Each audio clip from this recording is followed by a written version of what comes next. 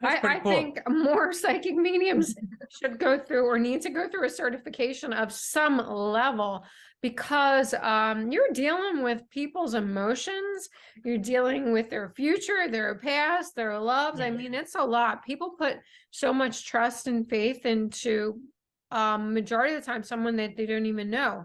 So I think that that extra layer is very, very important. Is it a slippery slope for people in your industry, meaning that, so you went through a certification process and you just, you went through that daunting task, if you would. But for people out there that are like, oh, I'm a psychic, I'm a medium, I'm a psychic, I'm a medium, I'm a psychic, medium, and they're just doing this and they're tapping into something, do you feel like and they're not quote unquote certified? I mean, how are they able to get their discernment? Like, how are they able to know what they're even tapping into? Because you're right, they're dealing with, like grieving parents and, or whatever that may be, and, or life's decisions based on this person. Like, how do you even wrap your head around that kind of responsibility and get to the place of where, okay, I'm going to guide you, and this is where I'm at with this.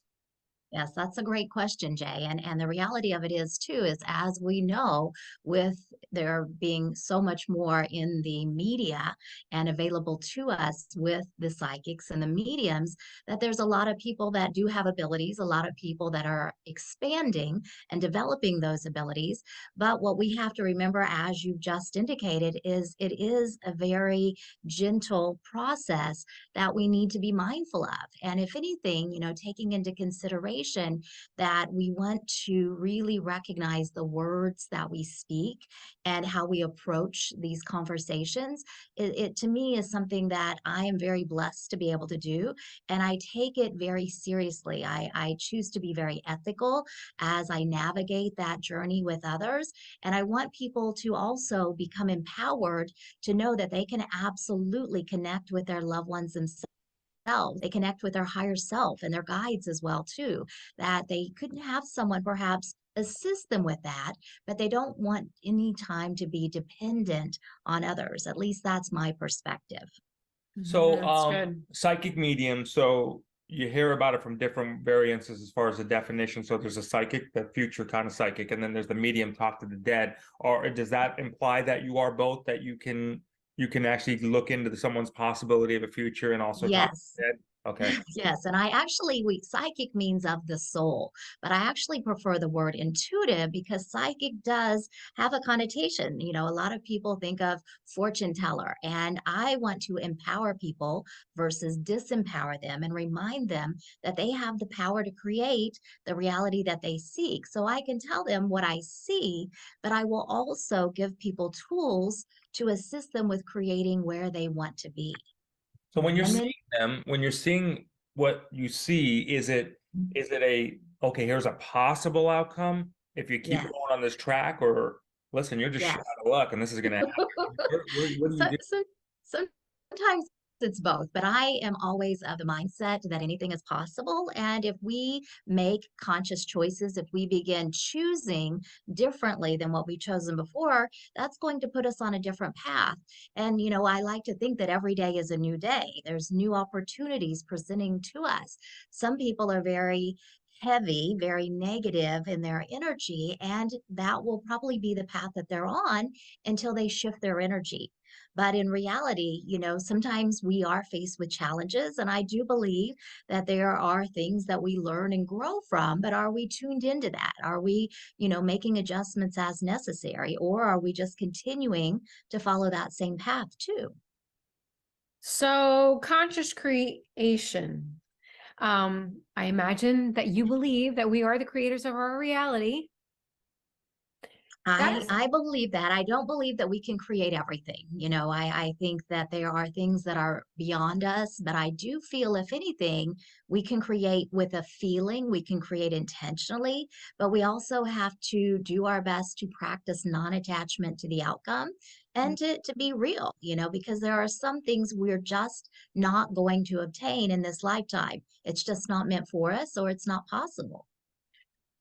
That's pretty interesting. Okay, so from your perspective, what would we not be able to create?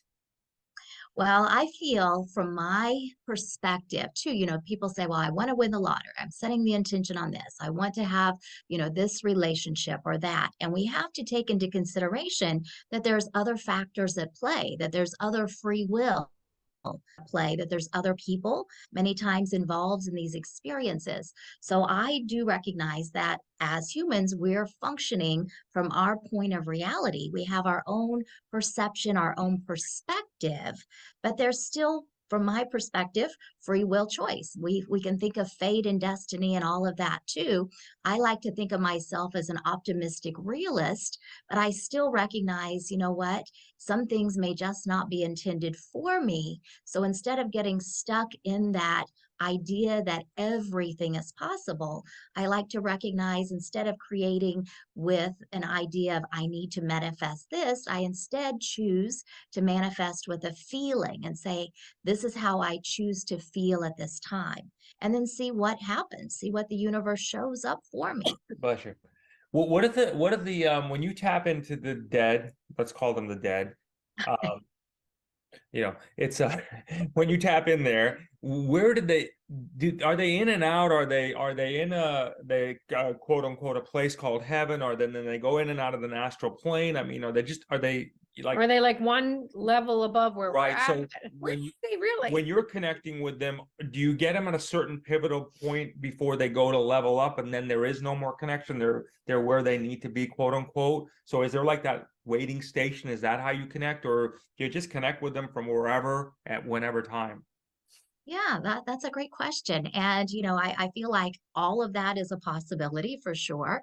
What I like to perceive and believe is that as humans, we're in a physical form. We're here having this human life experience. And then when we transition to whatever we may call it, whether it's going to spirit or heaven or the afterlife or the other side or wonderland, the idea too is we no longer have the constraints of physical body. We're pure energy. And we learned in school, literally elementary school, that energy cannot be created or destroyed.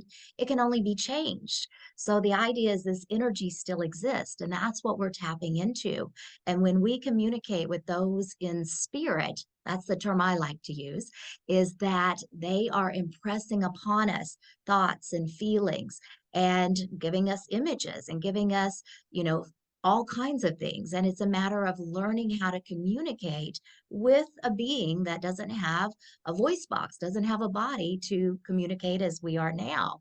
And I believe that if anything, we can think of it as other level is a good idea to look at. But if we think of 3D here, sometimes heaven is thought of as 4-dimensional. It's just at a higher vibration. So sometimes heaven is started as a 4-dimensional. Okay. So there's a Exactly. lot of it's like two sides of the fence. You when you cross over, doesn't matter what happens here on this earth, you're still gonna ascend.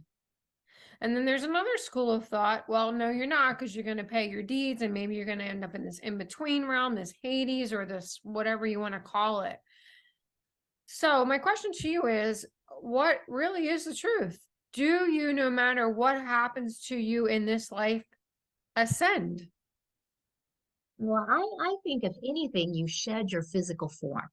And I do feel like there's different perceptions and perspectives, once again, of heaven. So there could be different levels. And I feel too that, heaven can be what we choose it to be. So it's not going to be the same for everyone. And I do recognize too that if anything, once we transition to the other side, that we're going to go through that life review process. And for some people, it may take longer, and some people may want to avoid it even. But the idea is they go through it, they get to experience life through their lens, and they get to experience life through everyone else's lens, everyone that they've ever interacted with. And we recognize too that people pass from different means, and sometimes there may be more healing involved. I believe too in reincarnation, and that some people may just want to hang out for a while, and others may be ready to jump back in and have another experience. But I feel like if anything, it may be unique to each individualized soul, but there may also be a lot of similarities as well. But I believe our culture, I believe our belief system, our religious background, I feel like all of that's going to play a role in what actually is. So let me ask you this then. Okay, so using that one philosophy or religion where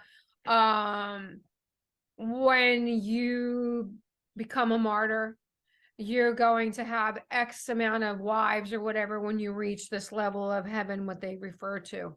So if in their minds, we'll use the martyr, they do something horrific or they've done many acts that were very horrific in their life, but in their mind, they believe their version of heaven is this grand place where you can have hundreds of wives, etc., and you're living in ecstasy.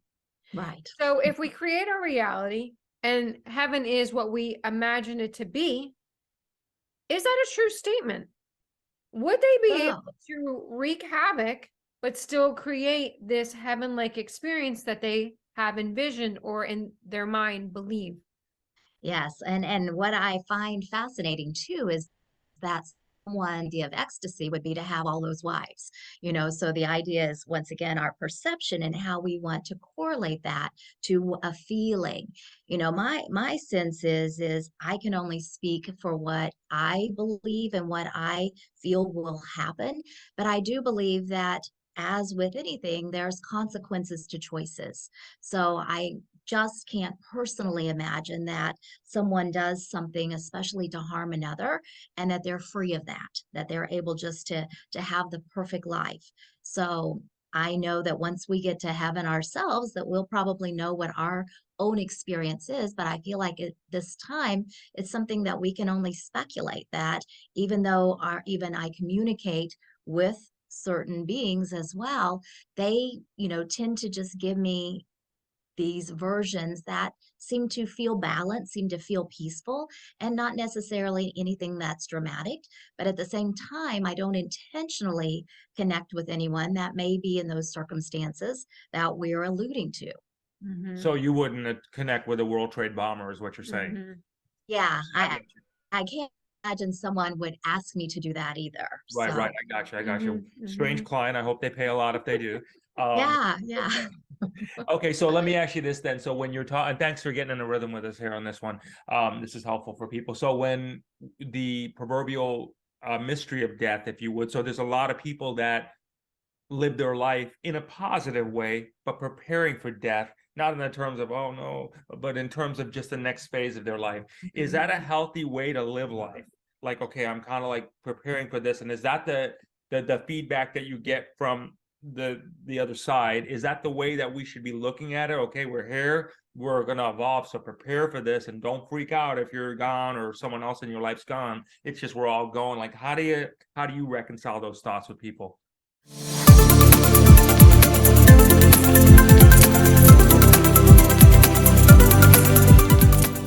Along comes my daughter Kelly Garvey. She says, excuse me. It's all right. She says to me, Mom, I'm feeling great. I got a direction in life. You got to do this. Follow me. So here comes Asia.